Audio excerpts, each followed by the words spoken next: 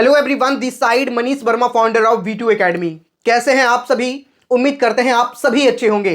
आज का वीडियो सभी के लिए बहुत इंपॉर्टेंट होगा। अगर आप जेईई मेन 2026 के सेशन 1 एग्जाम में अपीयर हुए हैं या फिर सेशन 2 के एग्जाम में अपीयर होने जा रहे हैं, सभी के लिए वीडियो बहुत इंपॉर्टेंट होगा, क्योंकि सेशन 2 का फॉर्म क्लोज होने के बाद अब आपके पास एग्जैक्ट डेटा आ चुका है। कट ऑफ या फिर किसी भी चीज पर फाइनल डिसीजन के लिए आपके पास एग्जैक्ट नंबर होना चाहिए। सेशन 1 का एग्जाम जब हुआ था उस समय 13 लाख के आसपास बच्चे अपीयर हुए थे, और उस 13 लाख के नंबर से आप एग्जैक्ट कट ऑफ पे नहीं पहुंच सकते जब तक आपको सेशन 2 का आइडिया ना हो, ठीक है। लेकिन अभी सेशन 2 का जो एप्लीकेशन फॉर्म क्लोज होने के बाद आपके पास एक डेटा आ चुका है कि टोटल नंबर ऑफ रजिस्ट्रेशन इतना हुआ है और एक्सपेक्टेड इतने बच्चे एग्जाम के अंदर अपीयर हो सकते हैं, एक आइडिया लग चुका है। और जब नंबर ऑफ यूनिक कैंडिडेट आ चुका है तो आज के इस वीडियो में हम ये समझने वाले हैं कि आप सभी का कट ऑफ क्या कुछ जा सकती है। सबसे पहली बात हम ये समझेंगे, उसके साथ ही कट ऑफ तो हम समझेंगे ही समझेंगे, और ये कट ऑफ होता है जेईई मेन क्वालिफाई करके एडवांस में अपीयर होने के लिए। साथ ही आपके परसेंटाइल पे कितना रैंक और उस रैंक पे आपको कौन से कॉलेज के अंदर एडमिशन मिल सकता है, NIT, IIIT, GFTI, उसके अलावा जो स्टेट गवर्नमेंट के कॉलेज होते हैं, हर एक मुद्दे पर हम बात करेंगे। वीडियो बहुत इंपॉर्टेंट होगा, पूरी ध्यान से आप लोग देखिएगा। तो चलिए हम डिस्कशन स्टार्ट करते हैं, लेकिन उससे पहले आप सभी से प्यारा सा रिक्वेस्ट है, सब्सक्राइब कर लीजिएगा ये चैनल अभी से लेकर के जब तक आपके एडमिशन नहीं हो जाते। हर एक टाइम आपको एकदम सटीक इंफॉर्मेशन सबसे पहले प्रोवाइड किया जाता है। और अगर आप जेईई मेन या फिर एडवांस के एग्जाम देने जा रहे हैं तो आप ये चैनल जरूर सब्सक्राइब कर लीजिएगा, जिससे आपको कोई भी चीजें मिस ना हो, ठीक है। तो अभी आप लोग सब्सक्राइब कर लीजिएगा। सेशन 1 में टोटल एग्जैक्ट कैंडिडेट के बारे में बात करें, बीई बीटेक की बात करें तो बीई बीटेक का एग्जामिनेशन 21 तारीख से लेकर के 24 तारीख के बीच में 21, 22, 23, 24 और 28 ये 5 दिन के अंदर कंडक्ट हुआ था, जिसमें टोटल जो शेड्यूल कैंडिडेट था जो रजिस्टर्ड किया था 13,50,969। लेकिन हर साल ऐसा देखा जाता है कि हर बच्चे अपीयर नहीं होते, उसमें से कई सारे ऐसे बच्चे होते हैं जो किसी ना किसी रीजन की वजह से एग्जाम के एप्लीकेशन फॉर्म तो फिल करते हैं लेकिन वो अपीयर नहीं होते हैं। तो टोटल अपीयर्ड कैंडिडेट जो सेशन 1 में था वो था 13,368। तो सेशन 1 में ये रहा। उसके साथ ही सेशन 2 जो अभी एप्लीकेशन फॉर्म क्लोज हुआ है उसमें टोटल रजिस्ट्रेशन हुआ है 2,85,000 के आसपास, ठीक है। 1 तारीख से 21 तारीख के बीच में सिर्फ 1,55,000 के आसपास एप्लीकेशन फॉर्म फिल हुआ था, लेकिन लास्ट के 4 से 5 दिन में ये नंबर काफी बढ़ता हुआ दिखा और ये टोटल एप्लीकेशन फॉर्म 2,85,000 के आसपास हो गया, जिसमें हम कुछ डमी बच्चे को हटा ले। कई बच्चे डबल रजिस्ट्रेशन कर लेते हैं और साथ ही कुछ बच्चे BR या फिर भी प्लानिंग वाले होते हैं, तो उसमें से कुछ बच्चे को हम हटा लें, फिर भी आपका जो नंबर निकलकर सामने आएगा 2,40,000 से लेकर के 2,50,000 के आसपास न्यू रजिस्ट्रेशन हुआ है। तो ये दोनों को अगर आप ऐड करेंगे ना तो लगभग निकलकर सामने आ जाएगा 15,40,000 से लेकर के 15.5 लाख के आसपास बच्चों में इस बार कंपटीशन है, और जो भी नंबर्स निकलेगा वो इसी यूनिक कैंडिडेट पे निकलेगा। तो अब हम सारी बातें करते हैं, वीडियो बहुत इंपॉर्टेंट होगा, पूरी ध्यान से देखिएगा, आगे हम सारी बात करेंगे। लेकिन उससे पहले आप सभी बच्चों के लिए एक बहुत इंपॉर्टेंट बात शेयर करनी है, और वो इंपॉर्टेंट बात है आपके कॉलेज सिलेक्शन को लेकर। मैं आपसे ईमानदारी से पूछता हूं, आपने जेईई मेन सेशन 1 का एग्जाम तो दिया ही दिया है, उसके रिजल्ट भी आ गए, परसेंटाइल आपको मिल गया, लेकिन आप ईमानदारी से बताना उस परसेंटाइल पर आपको कौन सा कॉलेज मिल पाएगा। और बहुत सारे बच्चे अभी कंफ्यूज होंगे, खासकर वैसे बच्चे जिनका परसेंटाइल 95 से कम आया है, जिनके 95 से ऊपर जैसे 99 प्लस परसेंटाइल है, उनको तो ये इंश्योरिटी है कि भाई हमारा NITs के अंदर एडमिशन मिल जाएगा, और 99 प्लस है तो हमें टॉप NIT त्रिची, वारंगल, सूरतकल जैसे NITs के अंदर, या फिर जो टॉप IIITs है जैसे हैदराबाद हो गया, इलाहाबाद हो गया, इस तरह के IIIT या फिर टॉप NIT के अंदर हमें एडमिशन मिल जाएगा। जिनकी परसेंटाइल 95 से 98 के आसपास है उनको भी एक आइडिया है कि हमें मिड NITs मिल जाएगा, या फिर जो गुड IIITs हैं वहां पे हमें एडमिशन मिल जाएगा। हाँ, यहाँ पर ये हो सकता है कि आपको ब्रांच थोड़ा सा नीचे वाला मिले, लेकिन हाँ एडमिशन होने की पॉसिबिलिटी है। लेकिन प्रॉब्लम आती है यहाँ पे जहाँ पे बच्चों के परफॉर्मेंस के अकॉर्डिंग उनको अच्छे कॉलेज के अंदर एडमिशन नहीं मिल पाता है,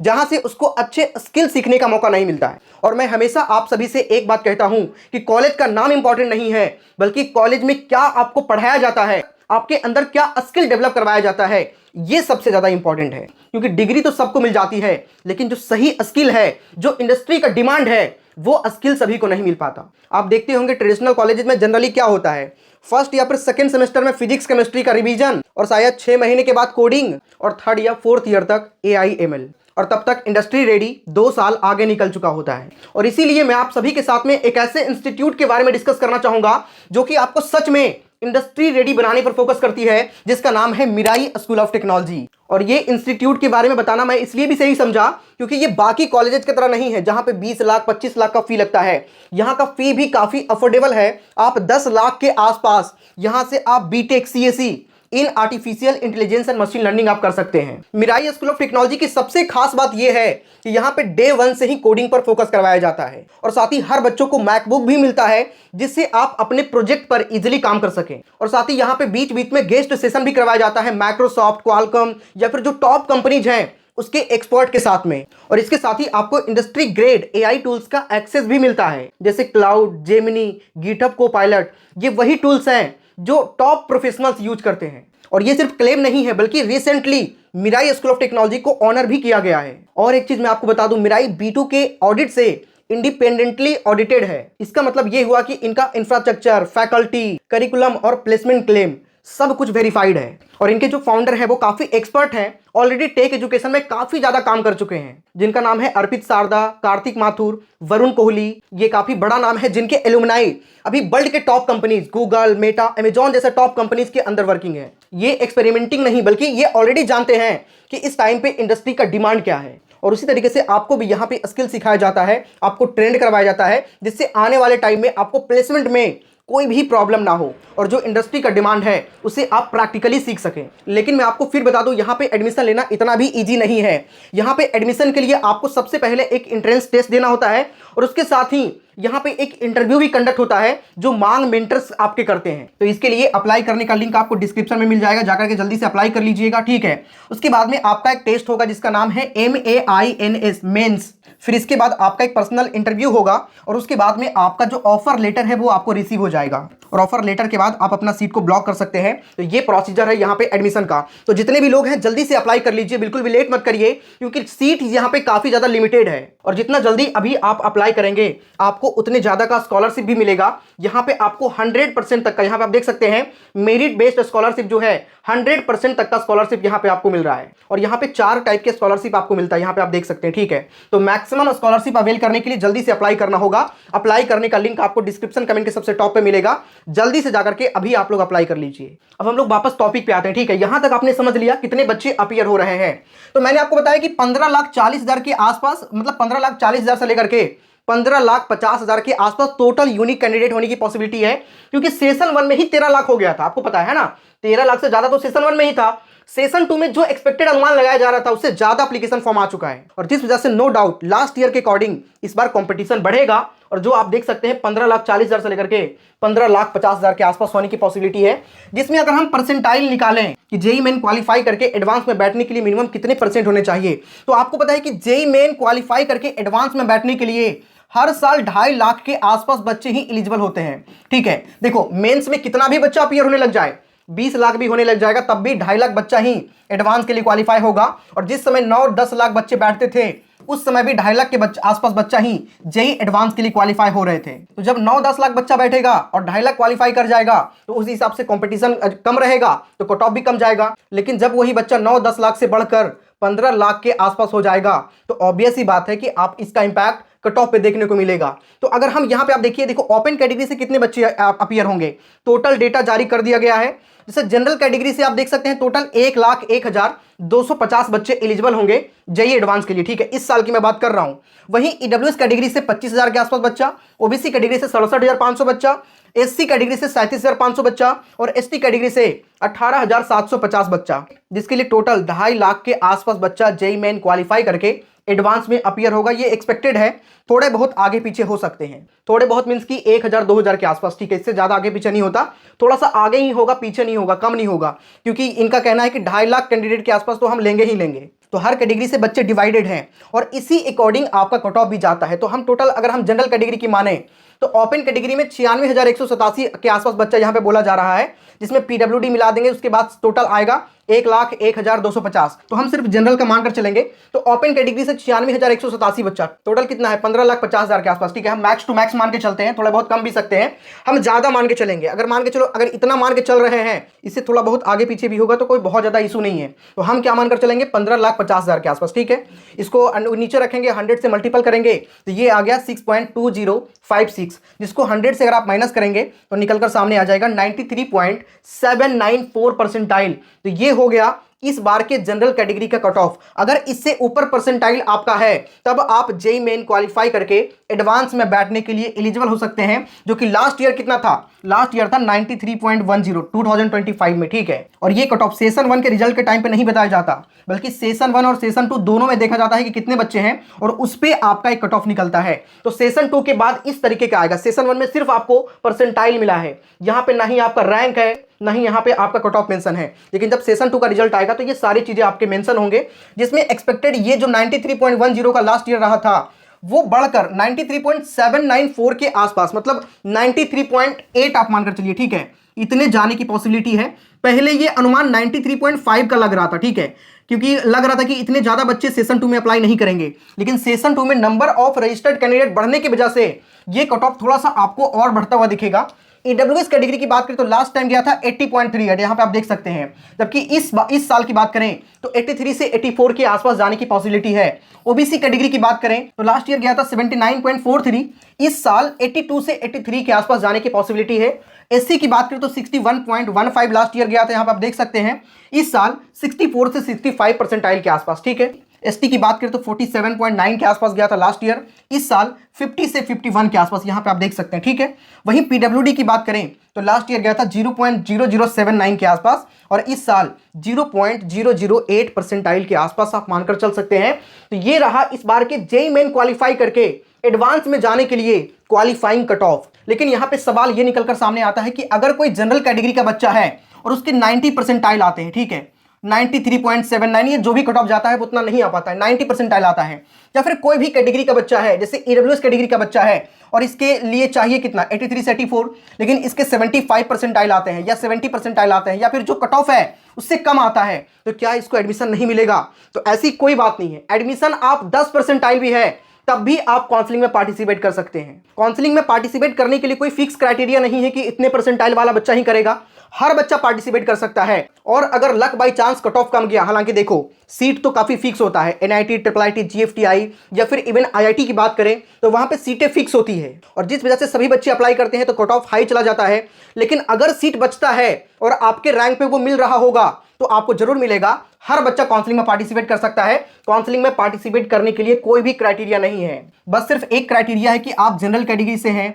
ओबीसी से हैं या फिर ईडब्ल्यूएस से हैं, तो इस कैटेगरी के लिए 75% मिनिमम आपके होने चाहिए जोसा या सीसा आपके अंदर पार्टिसिपेट करने के लिए, ठीक है। और अगर आप एससी, एसटी और पीडब्ल्यूडी कैटेगरी से हैं तो आपके 12th में 65% होना चाहिए, और या तो ये फुलफिल नहीं होता है तो आप जिस साल एग्जाम दिए हैं उसके टॉप 20 परसेंटाइल के अंदर हों, और अगर सिर्फ ये क्राइटेरिया आप फुलफिल करते हैं तो आप आराम से जोसा, सीसैप या फिर जो भी स्टेट लेवल के काउंसलिंग है वहां पे आप आराम से पार्टिसिपेट कर सकते हैं। अगर हम इसके लिए कट ऑफ मार्क्स की बात करें, ठीक है, ये जो कट ऑफ मैंने आपको बताया है ये परसेंटाइल में था, जिसके लिए अगर हम एक्सपेक्टेड मार्क्स की बात करें तो जनरल कैटेगरी का अगर 100 से लेकर के 127 नंबर के आसपास आ जाता है तो आपका ये जो कट ऑफ है ना ये क्वालिफाई हो जाएगा, ठीक है, आराम से क्वालिफाई होने की पूरी पॉसिबिलिटी है। इतने मार्क्स तक आपके उतने परसेंटाइल बन जाते हैं। तो 100 से 127 तो आपको लग रहा होगा कि रेंज काफी ज्यादा है, ऐसा क्यों? तो अगर पेपर हार्ड आ गया तो 100 नंबर के आसपास मान लेना, और पेपर अगर इजी आ गया तो 127 नंबर के आसपास मानकर चलना, ठीक है। और अगर वही मॉडरेट आ गया तो 115 के आसपास मानकर चल सकते हैं, बीच का कोई नंबर पकड़ लीजिएगा। इतना रेंज हम मानकर चल रहे हैं तो आप ट्राई करना कि इससे ऊपर ही आप रहें तो ज्यादा सही रहेगा, आप सेफ रहेंगे, क्योंकि आपको नहीं पता होता है कि कौन सा शिफ्ट हार्ड है, कौन सा शिफ्ट इजी है। जब बच्चे एग्जाम देकर आते हैं उसके बाद पता चलता है, और ये डिसीजन एनटीए करती है जब आपका नॉर्मलाइजेशन होता है उसके बाद ये डिसीजन लिया जाता है, ठीक है। तो ये सब बातें आपको पता होगा।